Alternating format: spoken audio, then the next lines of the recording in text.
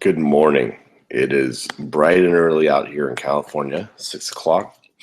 And I actually pre-recorded this audio interview with Suzanne Heim Bowen. Suzanne Heim Bowen is was a 50-year-old freshman who she actually went back to college to swim for Diablo Valley College. But that's not it. That was kind of one of the big things that happened that made international news. But, her whole career was about being an open water swimmer, a master swimmer in the pool, and holding and breaking records everywhere she went, and challenges in life that most people never do. She has 3 English Channel swims. She talks about some of that, as well as some one swim she would not do. And believe it or not, it wasn't actually her choice. It was somebody else's choice that she didn't swim it. So one of the things that I think I got most out of this, one was fear, and how, well, she doesn't really have much fear in her life. And she just keeps going because she can. And it was funny, as I was researching her, I ran across a video of this guy who has done the most dangerous swims in the world. He swam the Nile River, he swam the Amazon, and those are things with crocodiles and piranhas and all that stuff. Well, Suzanne has kind of that same non-fear in her, trying to accomplish what most think that, well, for her, what a woman can't accomplish. But the truth is, she can accomplish anything she sets her mind to. The other thing that she really got me in this interview that I didn't expect was how she totally believes that her life and success in life have been based on how genuine she is with people. And I really had to look through my life and knowing her and other people she's come in contact with, and it's absolutely true that she has built an entire life based on being a genuine person to each and every person she comes into contact with. And she says, hey, I'm not just my swims. I'm not just my, what everybody wants to talk to me about. I had an amazing career as a special education teacher, and that was what was more important to me. So I'm going to play this recording for you. Actually, I'm going to play the video. If you didn't get a chance to play the video, listen to the video first. I want to show that to you. So let me start that.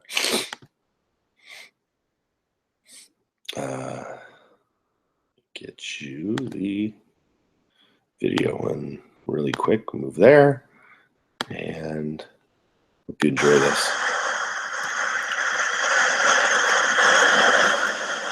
The tides in San Francisco Bay and just outside the Golden Gate are considered some of the most treacherous waters in the world.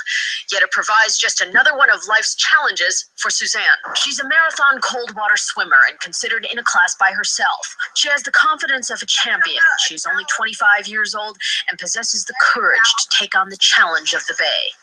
Suzanne Heim has become the first person to swim this marathon. The time, 5 hours, 32 minutes. And though she's chilled on the way to the Dolphin Club sauna, there is the future to consider. What are you going to do next, Suzanne? What's the next swim? This is going to be the finale for a while. It's till next week. San Francisco, Don Sanchez, Channel 7 News. US Guard girls, how'd you do? And they'll say, I don't know, my grandma kicked my butt.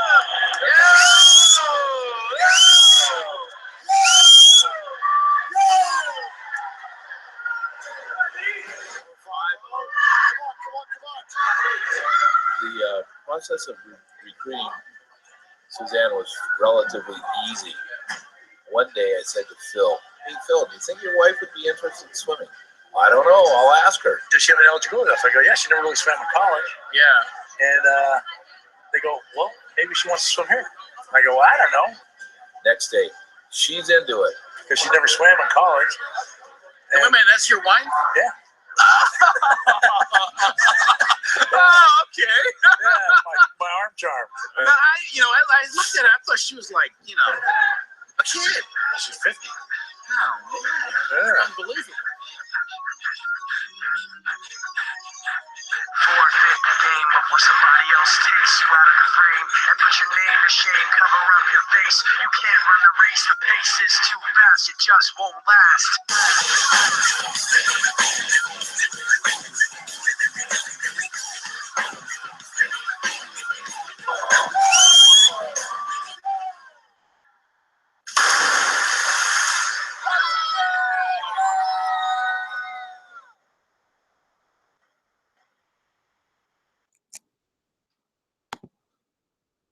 All right, so that's Suzanne, somebody I love very dearly, but an amazing woman.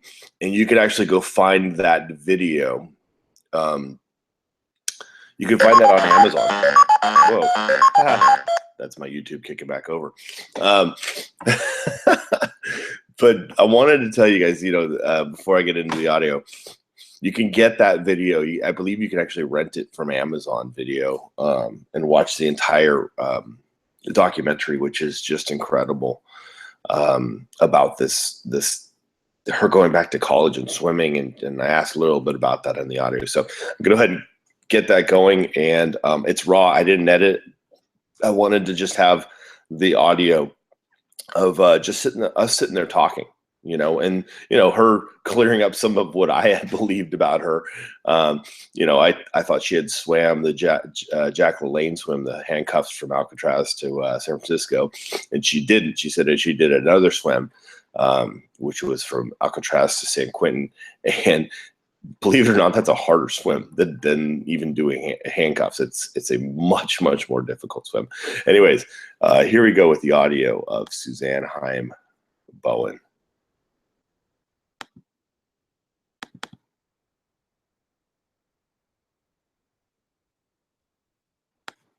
Sorry, it's queuing up. Part of technology, right?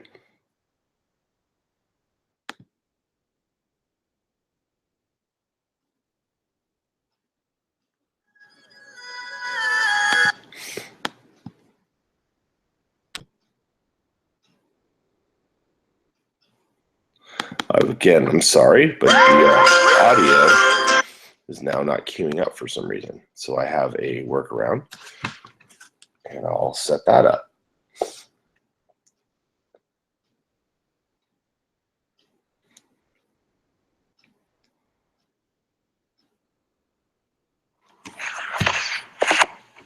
Okay, do you have a time?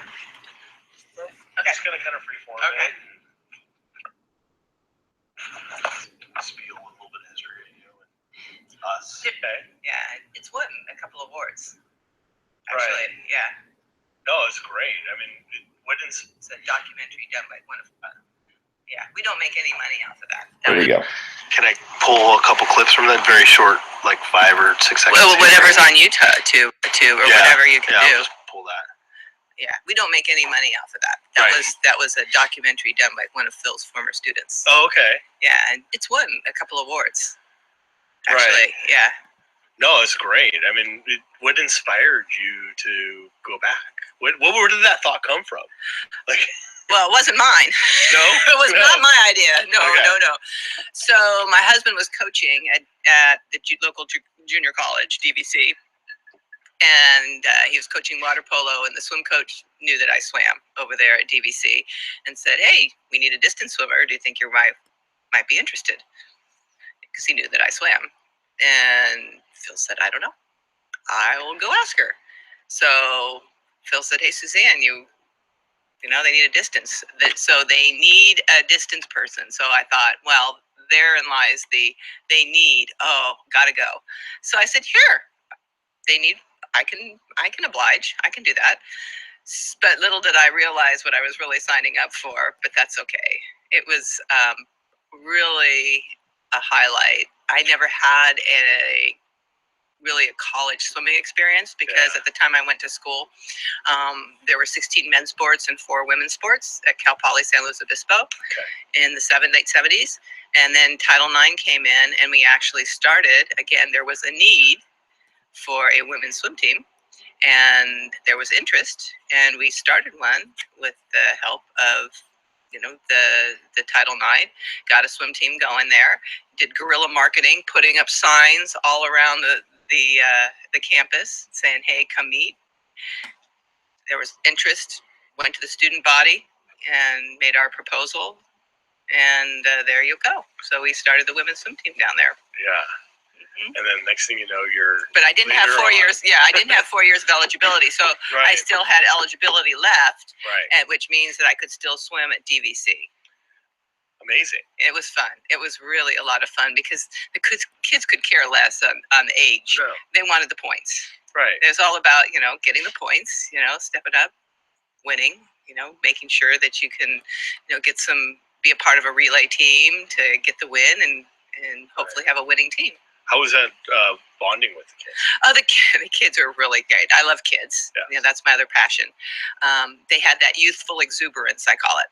And so I love the kids. They're wonderful. And their take on me was, having me around was like having their mother around, only they said much cooler. However, we'd go to the team dinners and they go, oh, we're going to play cops and robbers. And there's some game where they go running around neighborhoods. They go, well, Suzanne, do you want to? And I go, and I look at each other. We kind of look at each other and we go, no, I'm not going to play cops and robbers, or some other things, I have to kind of just pretend I didn't hear or see because, I know when I was going to college, I did some things and they're going to college and doing some kind of dicey things, but that's kind of all about growing up. So kind of to backtrack real quick is we're our connection, and we're putting this on our recording now, but our connection was that you worked in schools. In fact, you worked at the preschool that I attended, and you were my babysitter, and you weren't my first swim lesson, but you definitely got me in a pool and worked with me on my swimming, which inspired me to swim and join a swim team. But you also did other things outside of swimming. And you worked with kids in many ways and fashions, which I think we had a little bit prelude to our interview. We were talking about a lot of things you've done there. And I think that's important for us to shine as well, is the important work that you did, not only just the accolades you did in swimming, but the things that you've done in education. And what are some of the most proudest parts of education that you believe has inspired you to help work with kids, and how you've allowed them to open up and succeed? For me, I love kids. I always knew I wanted to be a teacher. That always. I remember when I was like 10, 11 years old, my dad made me a blackboard so I could, my poor sister had to sit and I would go on the blackboard and play teacher. I love playing teacher. I love being teacher. So while going to school, I taught preschool and ran the after school program that you were in. And I just got, I know that you're supposed to, I think sometimes I got more out of the kids and watching their faces when we do special projects and how much they like it than they did. I know they enjoyed it, but for me, it was just such a pleasure to see them enjoy what they were doing and they're playing. I got, and the same with my needs. And we're talking kids that have some significant deficits, severe behavior disorder, autistic, intellectually delayed. How can you do that? I loved it. It was something like what you see is what you get. If they're happy, they'll let you know. If they're unhappy, they will let you know. And it makes me try to figure out and understand them in their own little language and nuances. So you almost need that sixth sense. And that's why I like working with young people. I love the youthful exuberance. And even the last 3 years when I was working as a school psychologist at Contra Costa County Office of Education at their juvenile hall and their Byron Boys Ranch, I mean, the kids, they're still kids. They've made some really poor decisions, but they're still kids. And for me, when they'd have their PE time or their free play time, it was very enjoyable to see them just be kids and have smiles on their faces, which sometimes is hard to do because they come with a lot of baggage, especially those kids that are, yeah, that are in a big trouble, big trouble.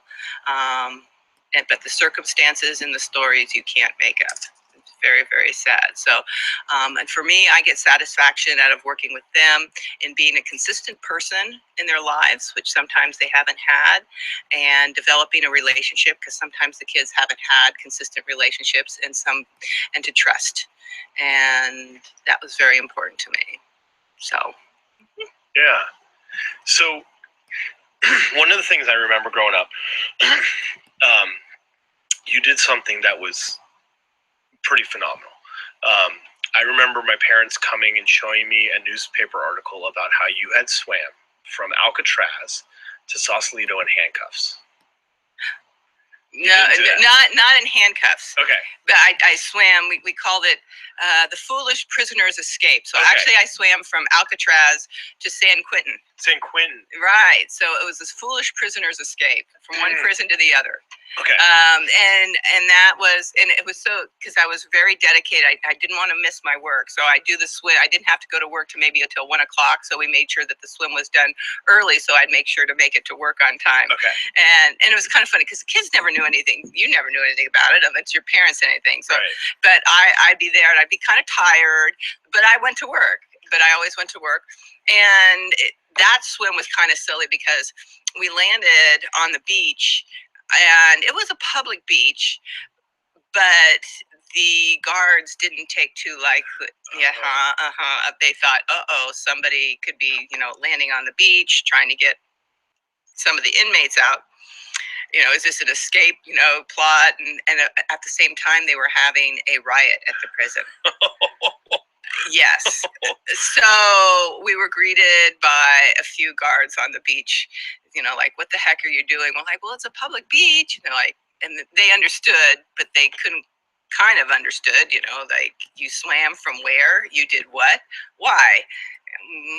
Why? Because it's there and it's kind of a silly thing to do, and why not? And kind of forged the way of doing things that at the time were not commonly done. Now open water swimming, they've done all sorts of crazy swims. But in the beginning, in the 80s, that wasn't such the case. Right. So, but you also swam the English Channel. Right. I have 3 solo English Channel crossings, and then a 3-way relay. Okay. And then a couple years ago, I swam around New York, Manhattan. So still doing marathon swimming. I think that was 7 hours and 47 minutes. And my crossing the English Channel, I did it all different ways, but they all amounted to like 10-hour swims, which is like 10:01, 10:11, 10:25. One swim was from France to England. 2 were from England to France. One, they were building the channel in the middle of the swim, and you're not supposed to go through this restricted area. And of course, my swim would take me through there. And then they were shooting off flares, threatened to board the boat, abort the swim, that we were going to get in trouble, because we're not supposed to go in this restricted area. But these are like huge tides, huge 21-foot tides. And it's like you really can't, you have to turn around, and it's not like just turning around in a pool and going the other way. You got tides and currents and wind, all sorts of crazy stuff. Long story short, I did have to turn around, and so I'm swimming from France to England, and then all of a sudden, I don't stop and ask questions. You just follow the boat. But then I figured out, wait a minute, I'm headed back to France. What's the deal here? And they'd write on the sign, and they'd tell me, because I wouldn't stop and ask. But yeah, that added on a couple hours to the swim. Yeah, but you just have to be happy with just being out there, because it's gorgeous, and I just feel so lucky and blessed to be supported to be able to do this. So while a lot of those swims are solo, supposedly, and just in life, there is no solo in anything solo about a solo swim, because you need really a great support crew. And whether it's huge, whether it's in life in general. For me to achieve as much as I achieved in my professional career. I needed, great support from my parents and from mentors. And my husband helps me with the swimming. So I've always had a huge support crew. I felt sometimes like I'm a project. I'm everybody's project. With the Dolphin Club, San Francisco, I belong to the Dolphin Club, Walnut Creek Masters, the Terrapin Swim Team. So I have a lot of support, and a lot of positive support. And that can be a lot of failure for a lot of people in life, is that they try and do it on their own without having a support team around them. It's almost impossible, right? Well, I always say, and I've been down that road because it's as a sports analogy, you got to hit a lot of foul balls to hit those home runs. So one of the swims that I did on the English Channel that I don't really talk too much about, I thought I want a faster time, so I went back again for a fourth time. But I thought, well, I can do it by myself. I don't need my trainer. I don't need, my boyfriend at the time. I just do it by myself because I have enough friends and buddies over there. Not the same. About halfway, it was in the middle of the night. I was making good time, and I just quit. I didn't want to be there, and they said, well, we'll drive the boat away from you so you can't touch it, because if you touch the boat, they'll abort the swim. But I'm smart enough to know that no, that's not going to work, because they can't. It's at night and they can't pull the boat too far from me, right? So they'll lose me. So yeah, so I learned a lot. I learned that I need somebody. You need somebody who knows you. And right. When you're pushing the limits, you need somebody that knows you, that can support you. And I didn't have it, so I felt sorry for myself and quit. But it never stopped you. You still continue to do. I did. And the next year, you regroup. Reset those goals, and I made the USA national team for the 25K and was headed off to Lake Geneva in Switzerland for a world championship. So I mean, and I always say you pick it up and you move on, reset your goals. And I know it's cliche, but people say there are no failures in life, only learning experiences. Right. And you need to have. I mean, you can't always be at the top of your game. You can't, and you have to learn to accept those learning experiences graciously and move on. Yeah, that was a lot of really good stuff in there, because it so emulates life and everything. And you were talking, you said 25-mile swims, right? Or 25K. 25K. 15 miles. We used to race 15-mile swims. So that swimming in a water is very isolated and over a long period of time. Yes. What do you think about? Well, that's a good question. What do you think about for those long swims? Well, it's interesting. About the first 3 hours are a little bit rough until you get into like a meditative state, and people say, "What are you thinking of?" I couldn't tell you. I couldn't tell you from hours, 4 to 10, and other people have gone even longer, and your mind just sort of blanks out. And I know that sometimes I will, like the last hour might be torturous when you can see land and you're like, oh my gosh, why aren't you getting any closer? So I'll count my strokes by the 1,000. So I might play some mind games like that. But I really can't, my mind, what do you think about? I don't know. You feel like you just get into a rhythm at some point? You get into a rhythm and your mind just goes into another place. I actually had a really good person who told me that music's really important to him because it keeps him in rhythm. Whenever he feels like he's out of rhythm in his life, he plays music. And, I interviewed other people who have said, when they're in the middle of something that it's, endurance-wise or grueling, music or beats or rhythms come into their head. There's been times where there's certain songs, right? Like when I did my first 10-mile swim, there was a song, and it's like, oh my gosh, really? It's still in their head. It's like you never want to hear that song again because it's been in your head for like 5 hours. So yeah, there's that. And then there's a list of things to think about if you really want to. But sometimes you can just let your brain relax and just feel the water and just be present. It's that whole idea of mindfulness, is just be present in where you are at that time.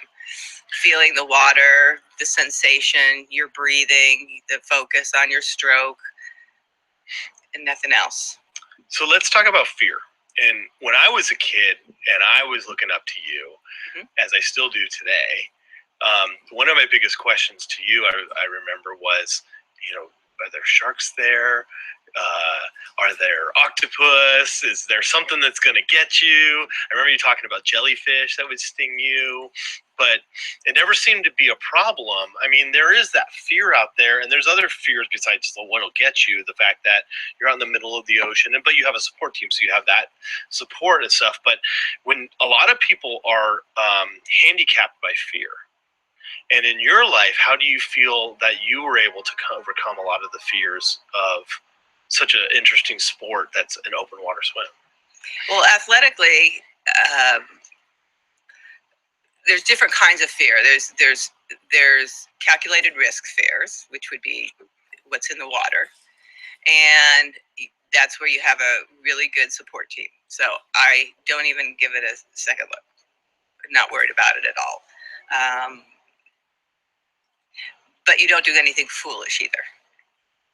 And we're divers, so we dive for abalone. And yes, there are sharks, and friends of friends have been munched by sharks. And so we're very respectful of the open water. Jellyfish hurt, but okay, that's just one of those things. That's what you said to me was the worst thing, was the jellyfish. The jellyfish, yeah. It just kind of you just get through that. I mean, I'm talking about, I was a, 4 or 5 year old boy. You're still remembering all this. I remember those things. See, the jellyfish. Yeah, yes, especially when they sting you in the face. Yeah. But the shark issue, I mean, there at one point we had a swim plan for the Farallones, and the Farallones, and I mean, that's a breeding ground for great whites. And it's not so much my fear, but I remember at the time that my parents sat me down and said, "Sue, please do not do that swim." And I can still remember Mom saying that. And, it was just like one of those please, I hope you're not thinking of doing that. Because, and I thought, I don't want to put her through the worry if something happens. And then my husband too gets kind of antsy on a few of the swims. And I know that when he has to go up in helicopters, that I worry a lot. And I don't like that feeling, and I don't want to put that on somebody else. Right. So some of the fears, while I might not be fearful, I have to be cognizant of what others are. And I don't want to put them through a great deal of worry. Right. But so that's the fear of things. And then there's the fear of failure. And the fear of failure, my other little mantra is, if you don't play, you don't win. So and a lot of people are afraid to just put it on the line. And I'd be lying if I said, I wasn't afraid that I'm not going to do very well.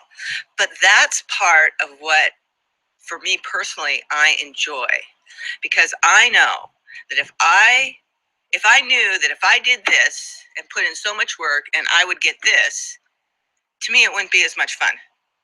So there's that element of risk and that unknown. It's kind of fun. It's kind of an endorphin rush. It's kind of an adrenaline rush. It's kind of like, oh, let's see what we get today. If the stars and the moon and everything aligns all right, it could be, rock star. If not, could be character building. But I like that not knowing is kind of is a fun piece for me. Yeah. Amazing. I mean, there's so much things that I've learned more in this interview than I've learned in a lot of interviews, because there's so many things that you talked about in your career and your resume. But when you take all your resume and you look at all the things that you've accomplished, those are just things that you wanted to do, and you had the drive to do it. What's the one thing that you feel has filled your bucket the most?